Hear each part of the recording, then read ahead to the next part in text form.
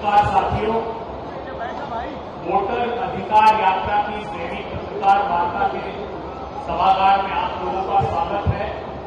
आज हम अभिभूत हैं कि हमारे साथ ऐसी शख्सियत है जो राहुल गांधी जी की सामाजिक न्याय की क्रांति का जो सूत्रपात किया उसके अग्रणी ध्वजवाहक और देश में सत्य और सुचिता की राजनीति के प्रतीक राजस्थान के उप मुख्यमंत्री पूर्व केंद्रीय मंत्री सचिन पायलट जी और सदन से सड़क तक जिनकी मुखर आवाज अहंकारी सत्ता को हिला देती है, ऐसे आरजेडी के सांसद मनोज झा साहब हमारे साथ हैं। हमारे साथ सौभाग्य का विषय है कि ओडिशा कांग्रेस के प्रदेश अध्यक्ष भक्त चरण दास जी, जो पहले बिहार के आपके प्रभारी भी रहे हैं, वे हमारे साथ हैं। और बिहार के इंचार्ज अजय कुमार लल्लू जी, उड़ीसा इंचार्ज, माफ कीजिएगा, उड़ीसा के इंचार्ज जो प्रदेश अध्यक्ष उत्तर प्रदेश के रहे हैं, अजय कुमार लल्लू जी भी हमारे साथ हैं। और कम्युनिकेशन डिपार्टमेंट बिहार के प्रमुख राजेश राठौर जी। मैं बगैर समय गवाए सचिन पायलट जी से अनुरोध करता हूं कि पत्रकार वार्ता करें। बहुत बहुत धन्यवाद दुबे जी, बड़े भाई झा साहब, आम साथियों, चरणदास जी। इस यात्रा को राहुल गांधी जी ने, तेजस्वी जी ने जो निकाला है, किन कारणों से निकाली आप सब जानते हैं।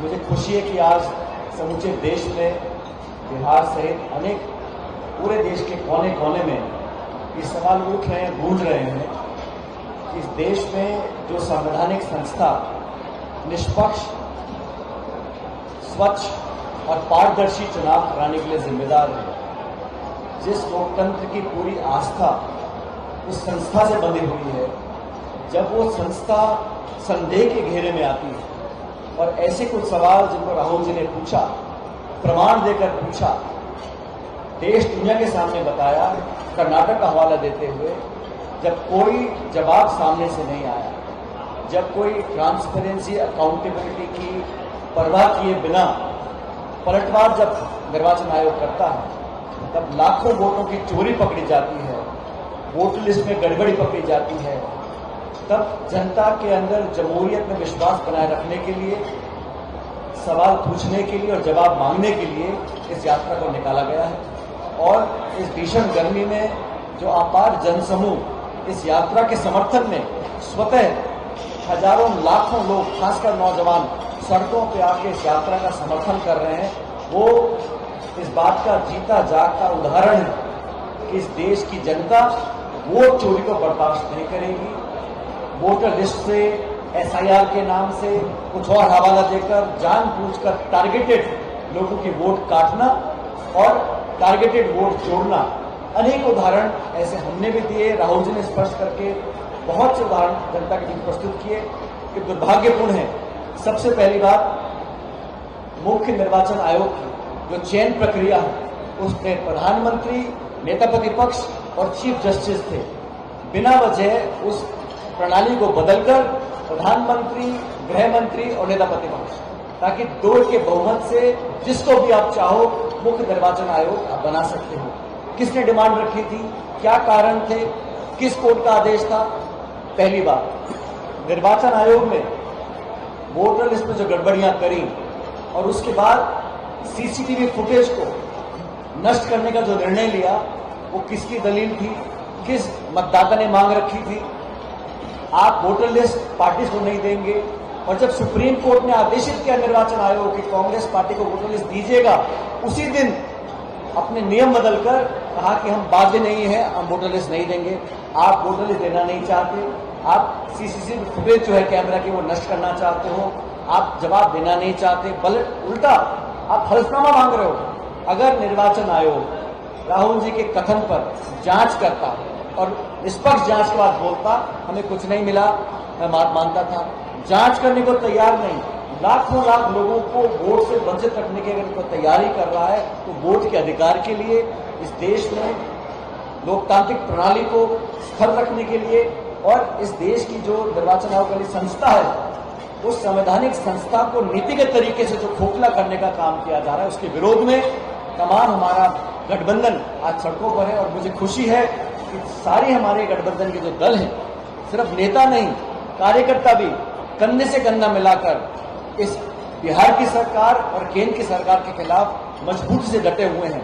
बदलाव की लहर पूरे बिहार के अंदर है और बिहार में जो शासन चल रहा है, हम सब ने देखा है, लूटपाट, फरौती, तमाम सीएजी की रिपोर्ट आ गई, हजारों करोड़ का उसमें गबन दिखाया गया है, पेपर लीक हो रहे हैं, नौकरी मिल नहीं रही, उद्योग ठप पड़े हैं, किसान हाहाकार मचा रहा है, शिक्षित नौजवान बेरोजगार घूम रहे हैं। इस व्यवस्था को पलटने के लिए इस यात्रा को निकाला गया है।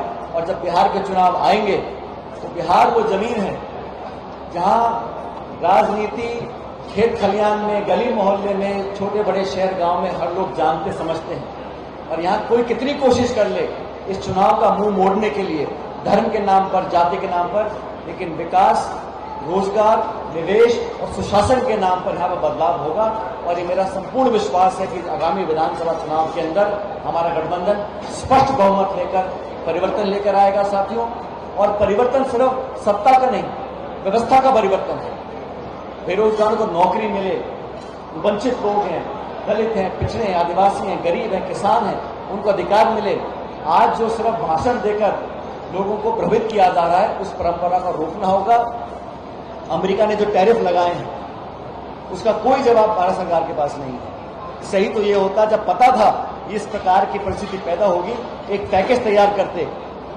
चंद उद्योगपतियों के लिए तो आप लाखों करोड़ के पैकेज देने को तैयार हैं, लेकिन जो लघु उद्योग है, जहाँ लाखों करोड़ लोग काम करते हैं, हाथ से काम करते हैं, हमारे पिछड़े लोग हैं, कारीगर लोग हैं, एक्सपोर्ट का काम करते हैं, उनके लिए कोई राहत पैकेज नहीं है। ये सरकार ने सिर्फ अब लगभग 11 साल हो गए, इन 11 सालों में सत्ता हथियाने का काम किया है, वोट चोरी का काम कर रहे हैं, पूरा देश जान चुका है। और बिहार से एक उम्मीद जगी है, यहाँ पर जो जन समर्थन यात्रा को मिल रहा है, राहुल जी को, तेजस्वी जी को, उस समर्थन का मतलब यह है कि बिहार सहित पूरे देश के लोग समझ चुके हैं कि हमारे वोटों के साथ चोरी होने की संभावनाएं बहुत प्रबल है।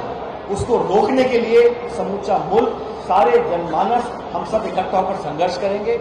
और आने वाले समय में अभी बहुत से भाषण होंगे, बहुत एनडीए के नेता आकर यहाँ बातें बोलेंगे, लेकिन कोई अपने बिहार के श्वेत पत्र जारी करने को तैयार नहीं है कि कितना हमने निवेश किया। मुझे याद है प्रधानमंत्री जी भाषण दे गए थे, इतने हजार करोड़, उतने हजार करोड़, इतने लाख करोड़, कहाँ है वो पैसा, कहाँ है वो पैकेज, कहाँ है वो उद्योग, कहाँ है वो नौकरियां। ये सारा सवाल जो है जनता पूछ रही है। हम लोग विपक्ष में हैं, हमारा दायित्व है, जिम्मेदारी है और अधिकार है सवाल पूछने का, संसद के अंदर, विधानसभा के अंदर और सड़कों पर। और केंद्र और राज्य सरकार के पास कोई जवाब नहीं है, इसलिए इस यात्रा को बहुत सफल हम लोग मान रहे हैं। कुछ दिनों में यात्रा का समापन होगा, लेकिन जो जन समर्थन मिला है, और सिर्फ बिहार में नहीं, आज आप सबके माध्यम से पूरा देश देख रहा है, जिस मजबूती से राहुल गांधी जी ने इस बीड़ा को उठाया है, हम सब, पूरा देश उनके साथ है। और अंत में सत्य की जीत होगी, वोटों की चोरी बंद करनी पड़ेगी, निर्वाचन आयोग को जवाब देना पड़ेगा। और हम सवाल पूछते इलेक्शन कमीशन से, जवाब देती है बीजेपी। ये मैंने पहली बार देखा है। इस प्रकार की व्यवस्था लंबी चलने वाली नहीं है। और अंत में आज एक हिंसक वारदात हुई है प्रदेश कांग्रेस कमेटी के मुख्यालय पर। मैं समझता हूं बहुत निंदनीय है। इस प्रकार हिंसा का सहारा लेकर विपक्ष को डराने धमकाने का काम जो किया जा रहा है, वो कभी स्वीकार नहीं किया जाएगा। महात्मा गांधी की पार्टी कांग्रेस पार्टी, और हमने हमेशा कहा है कि राजनीति में अभद्र भाषा का और हिंसा का कोई स्थान नहीं है। लेकिन जो घटनाक्रम हुआ आज पटना में, इसकी हम निंदा करते हैं, भर्त्सना करते हैं और उम्मीद करता हूं कि सरकार अपनी नींद से जागेगी, इस प्रकार की घटनाओं को रोकेगी और दोषियों पर सख्त कार्रवाई करेगी।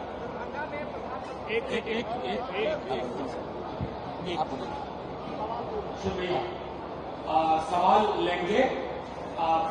ईश्वर की कृपा है कि यहाँ वो दल बैठे हुए हैं जो मोनोलॉग नहीं करते हैं, एकालाप नहीं करते हैं, हम वार्तालाप करते हैं। ऐसा नहीं है कि हम बोल के निकल जाएंगे, हम आपके सवाल लेंगे, चाहे वो जोशी जी के ही सवाल क्यों ना।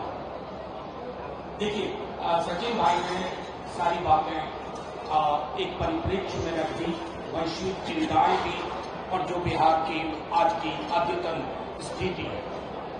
साहब, ये यात्रा भले राहुल जी, तेजस्वी जी, महागठबंधन के नेताओं ने कंसीव किया हो, सोचा हो, लेकिन अब यात्रा जन यात्रा बन गई है।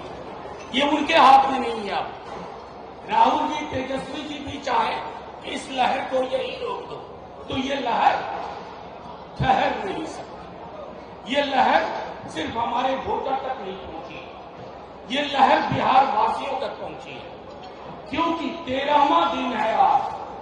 13 दिन में पूरे देश में मीडिया पर गैग ऑर्डर के बावजूद वोट चोर गति छोड़, वोट चोर गति छोड़, ये बच्चा बच्चा बोल रहा है। बच्चा बच्चा जिसकी वोटिंग की उम्र नहीं है, वो भी कह रहा है वोट चोर गति छोड़। यानी कि इस नारे का अगर ट्रैक्शन है, इसके लिए आकर्षण है, तो क्या वजह है? सबसे मौलिक चीज है कि लोग बदलाव चाहते हैं, अंधेरे में रोशनी का सुराग चाहते हैं, लोग रोजगार चाहते हैं, लोग बदहाल स्वास्थ्य और शिक्षा व्यवस्था में खुशहाली देखना चाहते हैं।